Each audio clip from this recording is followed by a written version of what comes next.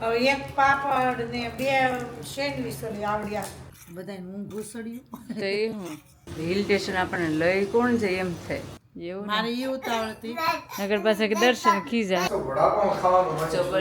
લાલના વડા ને ઈ કે આવું નાનું મોટું કામ કરું ને ઘર આખું પિંક કલરની સાડી પહેરીને જવાનું છે અને એ પણ કડક ગુડ મોર્નિંગ જય સ્વામિનારાયણ જય શ્રી કૃષ્ણ આજના વ્લોગમાં તમારું સ્વાગત છે અત્યારે અમારે જો સવારમાં ઘરની હાલત છું કે વરસાદ હોય એટલે કાંઈ કપડાં તો કંઈ સુકાય નહીં થોડા ઘણા સુકાઈ ગયા તેમ સુકાઈ ગયા છે એમ તો થોડા ઘણા બાકી છે એટલે એમ થયું કે થોડીક ઇસ્ત્રી મારી દે એટલે ગરમ ગરમ થઈ જાય તો કપડામાં સ્મેલ ન આવે નાસ્તો વરસાદ આખી રાત આવ્યો છે જો પણ આવા વાતાવરણમાં જો આપણે હિલ સ્ટેશનમાં મજા આવે એવું વાતાવરણ છે હિલ સ્ટેશન આપણને લઈ કોણ જાય એમ થાય કાંઈ નહીં સારું ચાલો અત્યારે ટિફિન તો બનાવવાનું નથી કેમ કે બધાને એકટાણું હોય એટલે બપોરે હોય કોક સાંજે જમી એવું બધું હોય એટલે ટિફિનમાં રજા છે વિચાર્યું કે આ કામ થોડું ઘણું પતાવી દઈએ આપણે જો અમારા કાલુડિયા સાહેબ જો આખો દી બાના ખોળામાં ઉતરવાનું નહીં કેસે હું બાનો ખોળો માઇન મળ્યો છે બાની માઇન મળ્યો છે વિચાર્યું તું ત્યાં બાઈ એના છોકરાને જ બેહાર્યા વ્યાજને તો બેહાડવું પડે ને વ્યાજ એમ બહુ સારું લાગે કેસે હું એમ નો કરે છે એમ નો કરે બધા ખાતા હોય તે જય સ્વામિનારાયણ જય સ્વામિનારાયણ જય શ્રી કૃષ્ણ જય Shri Krishna have a nice day જો આમ જો બંગા ઉપર બંગા આવે હાલો હોઈ જાવ સારું હાલો જો આજ તો અમારે સવારમાં મસ્ત સેન્ડવિચ બની ગઈ છે કાચી ને પાકી ને માખણ ને ચટણી ને અહીંયા શેક અને એમને સેન્ડવિચ સાથે બસ સાદું જ આપણે કેટલું મસ્ત કોમ્બિનેશન આપણે સાંજ સેન્ડવીચ પણ બહુ મસ્ત લાગે હા ઘણા ખાય તે ચા ને બ્રેડ બટર ને ચા દૂધ નથી ખાતા ચા પીવે કોફી પીવે મુંબઈ ગઈ ને હા નાની હતી લગભગ 13-14 વર્ષની હા માસીન છોકરાની યારે સવારમાં અડદનો પાપડ હા શેકી દીધો હા અને સા 2 બ્રેડ આપ્યા ને સા અને સા તે મને કે તું રોટલી ખાઈશ આડન કે આવું ખાઈ પછી તો હવે એક પાપડ ને 2 સેન્ડવીચ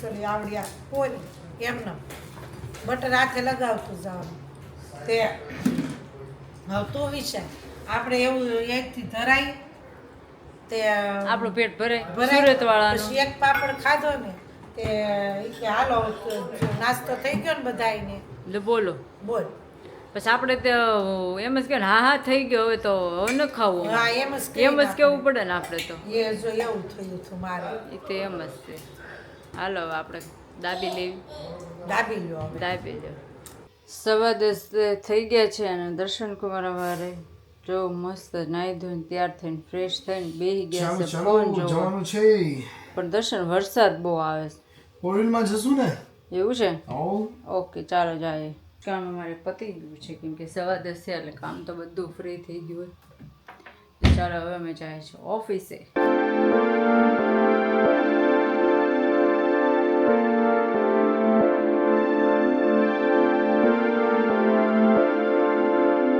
દર્શન તાપીમાં જો પાણી આવી બહુ વરસાદ આવી બહુ વરસાદ અને પાણી પણ કઈ તાપીમાં પાણી આવ્યું છે ઓહો એટલે આવા વાતાવરણમાં રસ્સાવાળા ખબર મળી જાય ને હા મોઢામાં પાણી આવી ગયું પણ અત્યારે તો ડાયટિંગ ચાલે છે લાઇટિંગ મારે થોડી ચાલે તમારે જ ચાલતી છે તારે છોલે કુલચાવાળો બિચારો આવી ગયો છે પણ છોલે કુલચાવાળો મને એમ થઈ લારી ક્યાં ઊભી રાખશે બિચારા પાણી કેટલું ભરાઈ ગયું છે આમ તો છોલે કુલચા ઓહો બધું આમ રસ્તામાં આવે ને આમ હામું દેખાય દર્શન એટલે તો રસ્તામાં રાખ્યો એ પાછું રિંગ રોડના 4 ખૂણે જ રાખે એટલે તમને લોકોને ખાવાનું ન મન થતું હોય ને તો ઈડલી ખાવીશ દર્શન આજે આજે નહીં હાલો ને એક પ્લેટ ખાતા જઈએ જોવી હાલ ને અહીંયા મજા આવી જાય હો, બહુ મસ્તીની હાલ ફોર વ્હીલમાં બેઠા બેઠા ખાય હા ફોનમાં બેઠા બેઠા ખાવાનું આપણે બે એક પ્લેટ લઈ લેજો જો એવું બધું છે અને વરસાદ આજ તો ધોમ આવ્યો છે રાત્રે વાવાઝોડું આવ્યું હતું ખબર છે તમને આમ જો કે તમે બધા પાસે હુઈ ગયા હું એક જ જાગતી હોય મને ટાચણી પડે તોય અવાજ ઉડી જાય એવું છે અને આજે તો અમારે શોપિંગ કરવા જવાનું છે પણ હવે ખબર નહીં મેળ આવી જાય આવી જશે એમ તો એકાદ જો વાગે આવી જશે એમ તો 4 વ્હીલ એટલે નહીં વાંધો આવે નકર તો વળી 2 વ્હીલમાં આપણે બહુ ફાવે નહીં ફાવે કરતા ફાવે તે જો કે અમે વરસાદમાં નો મજા આવે. વરસાદમાં બાકી મને 4 વ્હીલ કરતા દર્શન રેનકોટ પહેરીને જવું પડે ને બધે.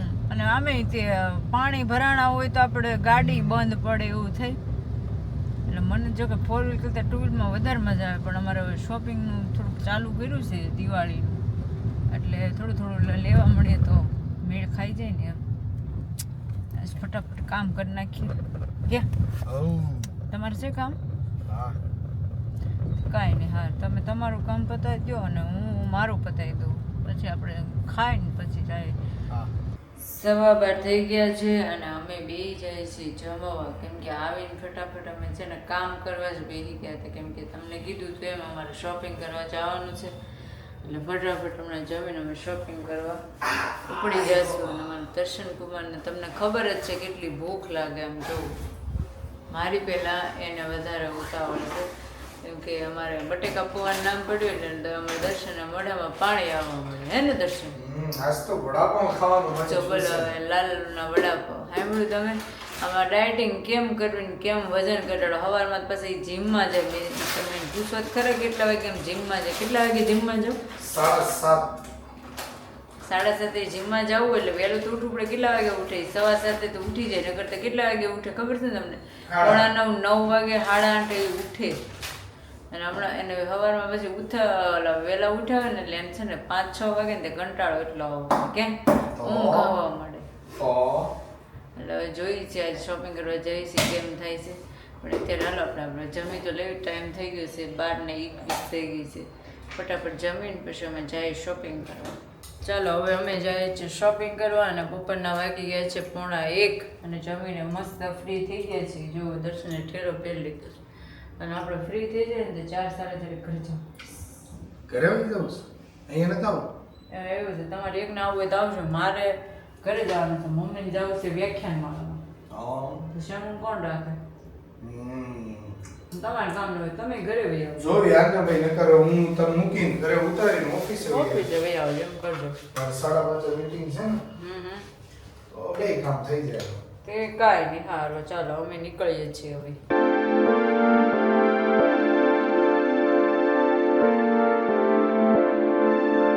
તો અમે આવી ગયા છીએ ઘરે અને વાગી ગયા છે 3:45 દર્શન કુમારે બહુ બધી શોપિંગ કરી જો એ કાઠેલામાં ને કાઠેલામાં આજે અમારા ઘરે એક નવી વસ્તુ આવી છે મતલબ નવું મહેમાન કહેવાય આપણે દર્શન આપણે એકનું જ કહેવાય ને જો એ ભાઈ ફિટ કરવા આવી ગયા છે અને મમ્મી અમારે આજ તૈયાર થઈને કે ખબર નહીં ક્યાં જાય છે હું આવી ત્યાં જો સાડી પહેરી હતી તો કઈ એટલું બધું જવાનું છે તો આ નવી સાડી પહેરી મંદિરે આજ અમારે છે વ્યાખ્યાન માળાનો છેલ્લો દિવસ છે પિંક કલરની સાડી પહેરીને જવાની છે અને એ પણ કડક સાડી જો આ ભાઈ ફિટ કરે છે આપણને કાંઈ આમાં આવતું નથી પણ શીખવાનું છે હવે આમાં યાદ રહે થારું દર્શન મને નહીં એવું ખાસ નથી મને યાદ રહી.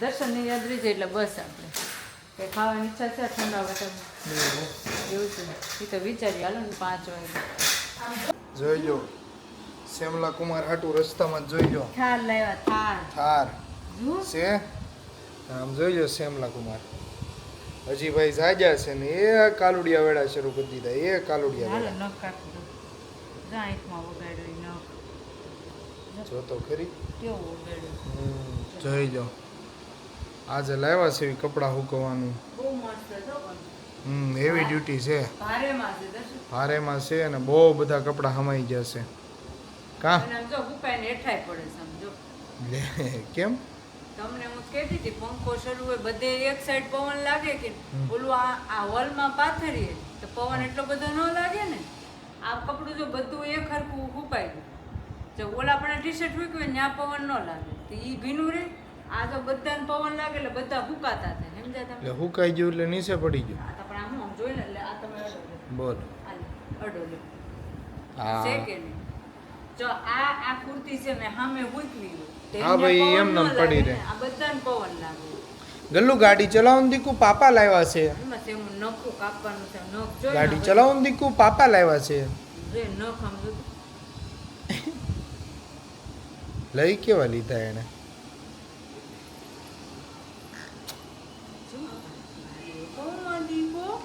ગાડી એકાવન દીકુ 6 વાગી ગયા છે ને ભૂખ લાગી ગઈ છે ડાયટિંગ છે એટલે કંઈ ખવાય તો નહીં.